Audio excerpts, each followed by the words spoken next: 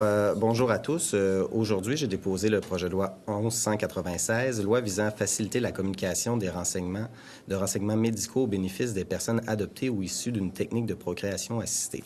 Alors, j'ai déposé ce projet de loi-là pour faire en sorte que les personnes qui ont été confiées à l'adoption ou les personnes qui sont issues de la procréation assistée puissent avoir accès au dossier médical de leurs parents biologiques. Parce qu'il faut comprendre, ce qui arrive, c'est généralement lorsque vous avez été confié à l'adoption, vous n'avez pas accès au dossier médical de vos parents biologiques. Ça fait en sorte que si jamais il y a eu des maladies héréditaires, si jamais il y a des cancers chez vos parents biologiques, les personnes confiées à l'adoption n'ont pas cette information-là.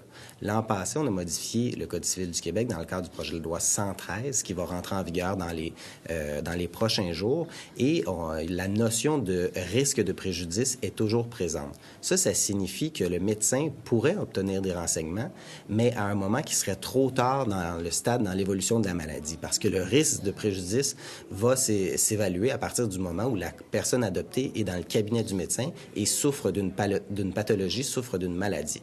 Alors nous, ce qu'on souhaite faire, c'est agir en amont pour que la personne qui a été confiée à l'adoption, son médecin traitant, lui ait les informations du dossier médical des parents biologiques de la personne adoptée qui puisse le consulter en assurant la confidentialité du dossier, puisque c'est un professionnel qui est régi par le Code des professions. L'information ne sera pas communiquée à la personne qui a été confiée à l'adoption, mais par contre, le médecin pourra prodiguer les examens, les tests, les scans et les suivis nécessaires aux maladies, aux pathologies qui se retrouvaient dans la famille biologique de la personne confiée à l'adoption. Donc, il reste 2 jours à la session. J'invite la ministre de la Justice à appeler le projet de loi pour faire en sorte que les personnes confiées à l'adoption puissent connaître les maladies de leur famille biologique, d'autant plus que les personnes confiées à l'adoption ont elles aussi des familles et ça découle pour leurs enfants, pour leurs petits-enfants. Donc, c'est vraiment un geste important, un geste qui, on parle de la vie des gens et donc c'est vraiment fondamental qu'un tel projet de loi soit adopté, que le Code civil soit modifié. Il nous reste 2 jours à la session et je pense que c'est possible de travailler tous ensemble. C'est une situation qui est humanitaire et il faut permettre aux gens qui ont été confiés à l'adoption de pouvoir connaître leurs antécédents médicaux. Alors, je vais céder la parole à Mme Caroline Fortin, présidente du mouvement Retrouvailles. Alors, bonjour. Au niveau du mouvement Retrouvailles, en fait, c'est certain que pour les antécédents médicaux familiaux, c'est très, très important parce que, en tant que personne adoptée moi-même, j'ai retrouvé ma famille biologique et j'ai eu la chance d'avoir accès à mes antécédents médicaux et disons que ça a aidé. Mais il y a combien de personnes qui ont été adoptées et qui ne peuvent pas avoir accès parce que c'est tout à fait confidentiel. Alors, je crois que ce projet de loi-là, le 1196, est un projet de loi qui devrait être mis de l'avant vraiment rapidement parce que ça vient combler un besoin, je dirais même plus que ça, un droit. On a parlé beaucoup du droit à l'identité, bien ça en fait partie, parce que nos antécédents médicaux, c'est une partie de notre identité. Alors, je remercie M. Simon Jolin Barrette d'avoir déposé ce projet de loi-là et effectivement, j'appelle Mme Vallée et tous les autres membres de l'Assemblée d'aller de l'avant, si c'est possible, assez rapidement avec ça. Alors, merci beaucoup. Alors, Mme Poitras va vous adresser quelques mots également. J'aimerais vous faire part de mes réflexions sur les questions en santé que les adoptés se posent.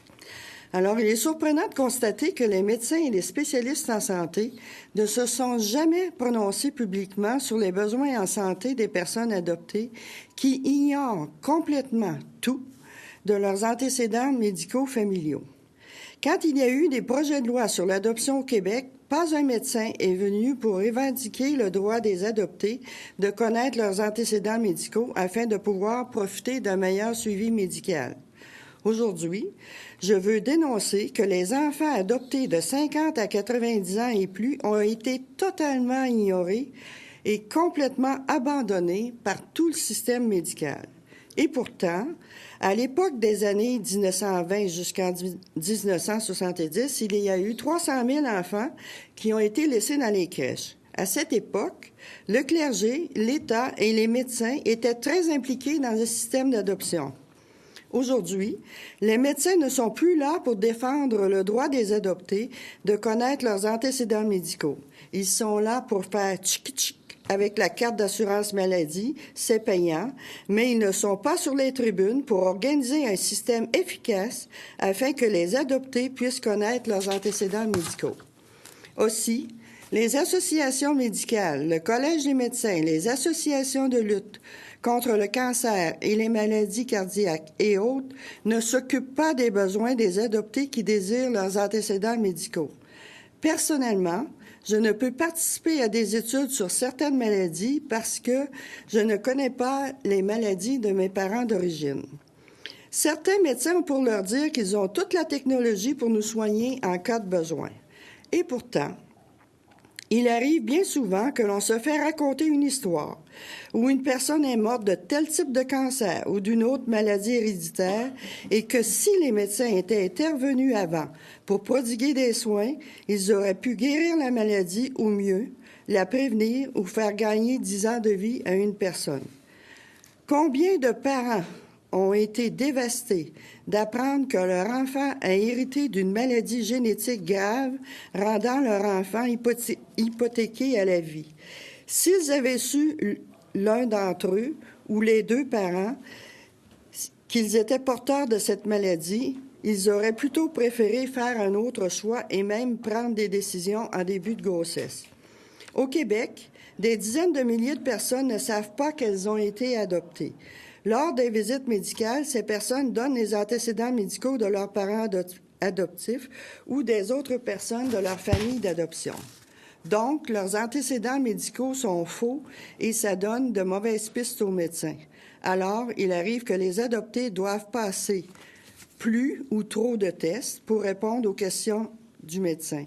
Dans bien d'autres cas, les adoptés n'ont pas assez passé de tests qui auraient pu détecter une maladie grave à temps pour leur sauver la vie.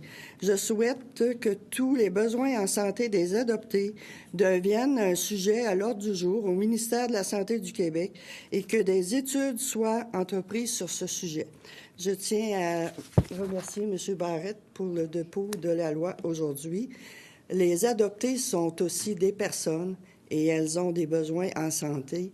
Et dans mon cas, j'ai 3 enfants, 5 petits-enfants et la vérité sur les antécédents médicaux familiaux, c'est très important. Merci.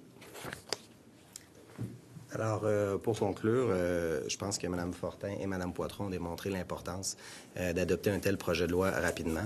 Comme société, il est arrivé que dans le passé, on fonctionnait d'une certaine façon, mais lorsqu'on parle du droit à la confidentialité de la vie privée versus le droit à la vie, je pense qu'il est possible de baliser de façon raisonnable le droit à la confidentialité, tout en s'assurant que le droit à la vie des personnes qui ont été confiées à l'adoption soit mis de l'avant, parce qu'on se retrouve dans des situations où le critère prévu au Code civil du Québec ne rend pas service aux personnes qui ont été confiées à l'adoption. Alors, nous demandons d'une façon importante à la ministre de la Justice de faire tout en son pouvoir d'ici la fin de la session, qu'on puisse étudier le projet de loi, c'est possible de le faire, et de faire réaliser aux parlementaires toute l'importance de la réalité des personnes qui ont été confiées à l'adoption. Alors, je vous remercie et bonne journée. Merci.